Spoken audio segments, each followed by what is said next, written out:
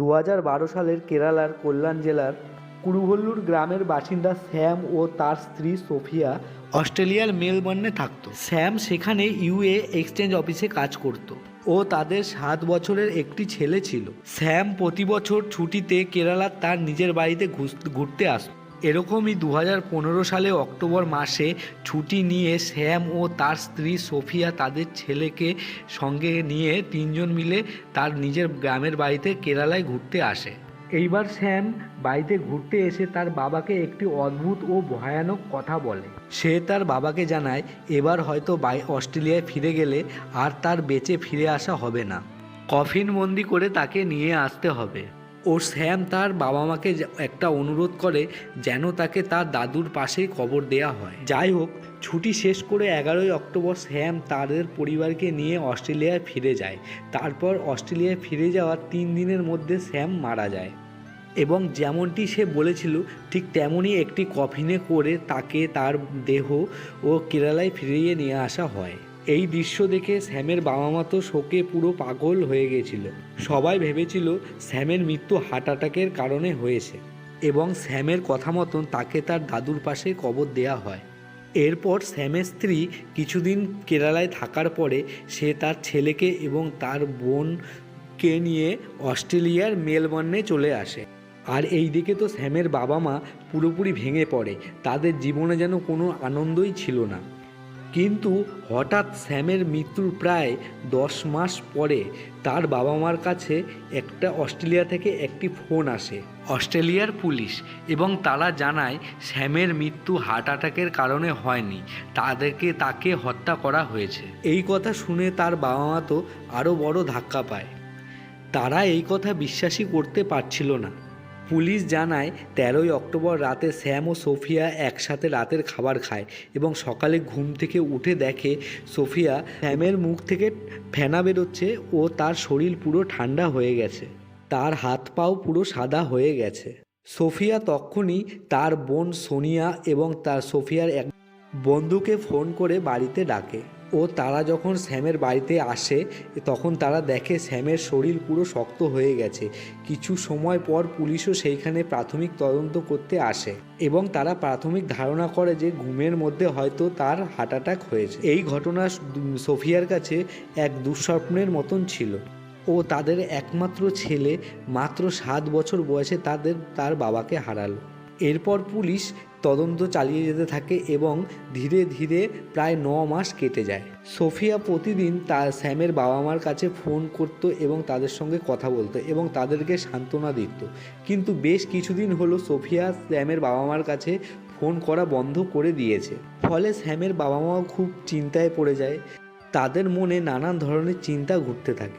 এইভাবে প্রায় দিন 5 কেটে যাওয়ার পর পুলিশ হঠাৎ ফোন করে এবং তারা জানায় তাদের ছেলে হার্ট অ্যাটাকে মৃত্যু হয়নি, তাকে খুন করা হয়েছে আর সেই কারণে সোফিয়াকে গ্রেপ্তার করা হয়েছে। এবং পুলিশ এও জানায় স্যামের মৃত্যু সাইনাইড বিষ প্রয়োগের জন্য হয়েছে। তার রক্তে এত বেশি পরিমাণ সাইনাইড ছিল যে সেই সাইনাইড দিয়ে প্রায় 27 জন মানুষকে হত্যা করা যায় এবং তার শরীরে নেশা জাতীয় ওষুধও পাওয়া গেছে। সুতরাং এটা একটি কোনো স্বাভাবিক হার্ট অ্যাটাক নয়, এটা একটি ভয়ঙ্কর হত্যাকাণ্ড।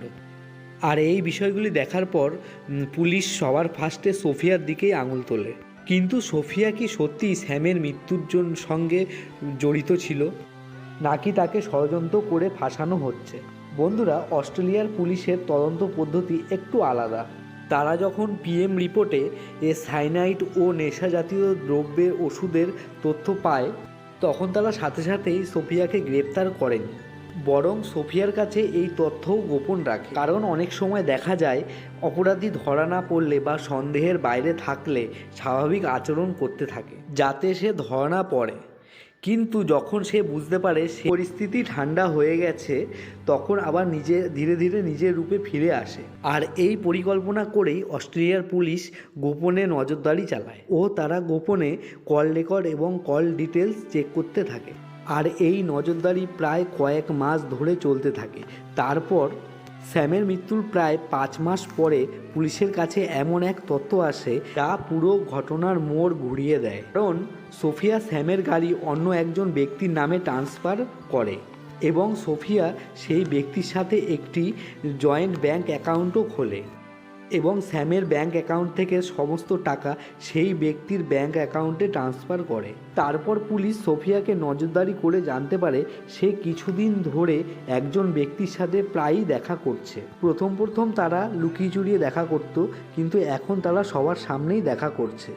এরপর পুলিশ সেই ব্যক্তির খোঁজ করে জানতে পারে সেই ব্যক্তির নাম অরুণ কামালাসানান।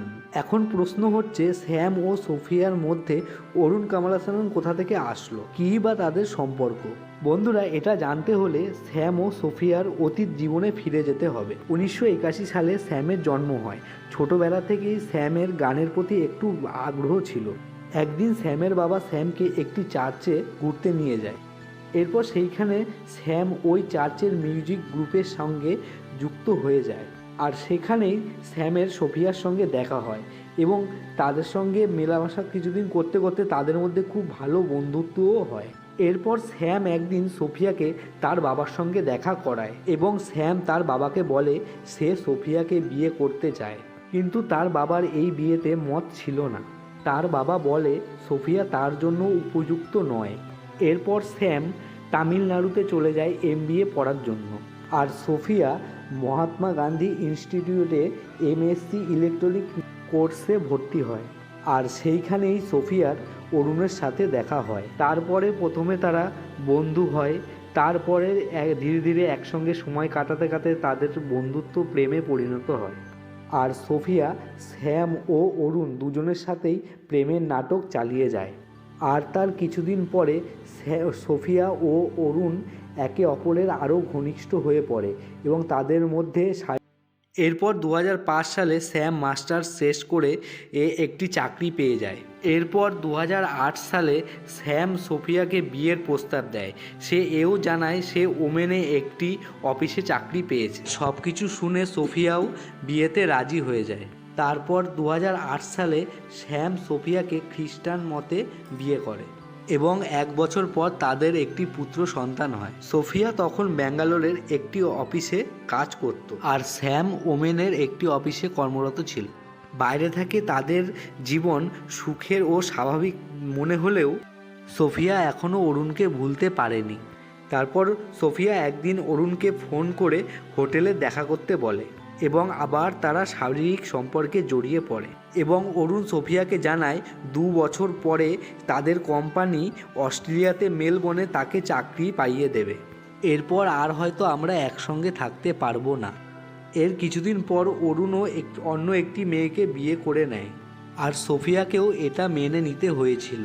এভাবে কিছুদিন কেটে যাওয়ার পর একদিন সোফিয়ার বোন সোনিয়া জানায় সে মেলবোর্নে একটি হসপিটালে নার্সের চাকরি পেয়েছে, আর এটা শুনে সোফিয়া খুব আনন্দিত হয়। তার মনে হয় সে আবার অরুণের সাথে দেখা করতে পারবে। তারপর সোফিয়া তার বোনের সাহায্যে মেলবোর্নে একটি চাকরি খুঁজে নেয় এবং 2012 সালে অরুণের আগেই সে মেলবোর্নে চলে যায় এবং সেখানে অরুণকে গিয়ে ফোন করে জানায় যে আমি তো মেলবোর্নে তোমার জন্য অপেক্ষা করছি। আর সোফিয়া মনে করত যে তার স্বামী স্যাম কখনো এত দূরে মেলবোর্নে আসবে না, কিন্তু সে বুঝতে পারেনি সবাই তার মতন বিশ্বাসঘাতক নয়। অরুণ মেলবোর্নে যাওয়ার আগে স্যামও সেইখানে চলে যায় এবং সেখানে গিয়ে ইউআই এক্সচেঞ্জ অফিসে চাকরি করে। আর এইভাবেই বেশ কিছুদিন কেটে যায়, কিন্তু স্যামের উপস্থিতির কারণে সোফিয়ার অরুণের সাথে দেখা করতে সমস্যা হচ্ছিল এবং সেই কারণে অরুণ ও সোফিয়া একটি ভয়ঙ্কর পরিকল্পনা তৈরি করে। জুলাই 2015 সালে স্যামের উপরে একটা ভয়ঙ্কর হামলা ঘটে। এক মুখোশধারী ব্যক্তি ধারালো অস্ত্র দিয়ে স্যামের উপরে হামলা চালায়। ওই ব্যক্তি স্যামের গাড়ির ভিতরে লুকিয়েছিল। স্যাম যখন গাড়ির ভেতরে আসে তখনই তার উপরে হামলা চালায়। এর ফলে স্যামের গলায়, কপালে, ঘাড়ে গভীর আঘাত লাগে। যদিও স্যামের সেই মুখোশধারী ব্যক্তির সাথে লড়াই করে সে তার নিজের প্রাণটা বাঁচায়।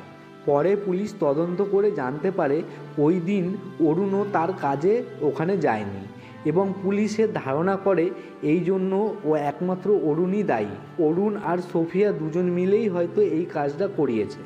এদিকে সোফিয়া অরুণকে জানায় সে আর এক মুহূর্ত স্যামের সাথে থাকতে পারছে না এবং তারা দুজনে একটি পরিকল্পনা করে যাতে স্যাম আর কোনোভাবেই বাঁচতে না পারে। তারপর অরুণ অনেক চেষ্টা করে কিছু সাইনাইড জোগাড় করে এবং 13ই অক্টোবর রাতে স্যাম অফিস থেকে বাড়িতে ফিরে এসে সোফিয়া তাকে নেশা জাতীয় কিছু দুধের মধ্যে মিশিয়ে তাকে খেতে দেয়। আর কিছু সময় পরের মধ্যেই স্যাম গভীরভাবে ঘুমিয়ে পড়ে। এরপর সোফিয়া অরুণকে ফোন করে তার বাড়িতে ডাকে আর কিছুক্ষণ বাদে অরুণ তাদের বাড়িতে আসে এবং এক ফলের রসের মধ্যে সাইনাইড মিশিয়ে স্যামকে খাইয়ে দেয়। অল্প সাইনাইড দেওয়ার পরেই স্যাম মারা গেছিল, কিন্তু অরুণ স্যামের মুখে পুরো ফলের রসটি ঢেলে দেয়। আর এই কারণেই ডাক্তার যখন পিএম রিপোর্টে জানিয়েছিল যে তার পেটে অত্যাধিক পরিমাণে সাইনাইড পাওয়া গেছে, যার থেকে 27 জনকে হত্যা করা যেতে পারে। স্যামের পেটে মোট 28 মিলিগ্রাম সাইনাইড পাওয়া গেছিল। এরপর ঘটনার দিন সকালবেলায় উঠে কান্নাকাটি ও শোকের অভিনয় শুরু করে সোফিয়া। তারপর সবাইকে ফোন করে জানায় স্যামের হার্ট অ্যাটাক হয়েছে। এদিকে পুলিশ সমস্ত রিপোর্ট দেখে প্রথমেই অরুণকে সন্দেহ করে এবং অরুণের বাড়িতে তল্লাশি করে ও তার কম্পিউটার ঘেঁটে দেখে তার মধ্যে অরুণ ও সোফিয়ার অনেক অশ্লীল ফটো ও ভিডিওতে ভরা আছে। এরপর পুলিশ সোফিয়াকে আরও কড়াকড়িভাবে নজর রাখতে শুরু করে। পুলিশ সোফিয়ার ফেসবুক মেসেঞ্জার চেক করে দেখে সে গত 6 মাস ধরে স্যামকে হত্যা করার জন্য অরুণের সঙ্গে বিভিন্ন পরিকল্পনা করছিল। প্রমাণ আরও শক্তিশালী করতে একজন পুলিশ অরুণের সঙ্গে বন্ধুত্ব করে এবং অরুণের সঙ্গে যোগাযোগ করতে থাকে। এদিকে পুলিশ অরুণ ও সোফিয়ার ফোন রেকর্ড এবং মেসেঞ্জারে মনিটর করতে থাকেন, কিন্তু সমস্যা হচ্ছে তারা সবসময় মালায়ালাম ভাষায় কথা বলত। পুলিশ যখন তাদের কথোপকথন ট্রান্সলেট করে এবং জানতে পারে স্যামের হত্যার মাস্টারমাইন্ড অরুণ নয়, সোফিয়া নিজেই। পরে তারা সোফিয়ার একটি ডায়েরিও উদ্ধার করে। সেই ডায়েরিতে সোফিয়া অরুণের সাথে কাটানো নানা অনুভূতি লিখে রাখত এবং নানান অশ্লীল কথাও তাতে লেখা ছিল। এই সমস্ত প্রমাণ জোগাড় করার পর পুলিশ সোফিয়াকে গ্রেপ্তার করে এবং আদালতের রায়ে সোফিয়ার 22 বছর কারাদণ্ড হয়। তার মধ্যে 18 বছর সে কোনোভাবেই প্যারোল নিতে পারবে না। আর এদিকে সোফিয়ার প্রেমিক অরুণকে 27 বছরের কারাদণ্ড দেওয়া হয়। এরপর অরুণ কোর্টে এপিল করার ফলে তার 3 বছর সাজা কমে যায়। অরুণের সাজা হয়েছিল কারণ সে সোফিয়াকে সাইনাইড জোগাড় করতে সাহায্য করেছিল। বন্ধুরা, এই ছিল আজকের ঘটনা। তোমাদের কেমন লেগেছে অবশ্যই আমাকে কমেন্ট করে জানাও এবং তোমাদের এই ঘটনার বিষয়ে কার কী মতামত সেটা আমাকে অবশ্যই কমেন্ট করে জানাও। আর চ্যানেলটিকে সাবস্ক্রাইব করে এবং ভিডিওটিতে একটি লাইক করে বেল আইকনটি প্রেস করে দাও, যাতে এই রকম নতুন নতুন আরও ভিডিও তোমাদের কাছে প্রস্তুত করতে পারি। আজকে এর মতন এখানেই শেষ করলাম। নমস্কার।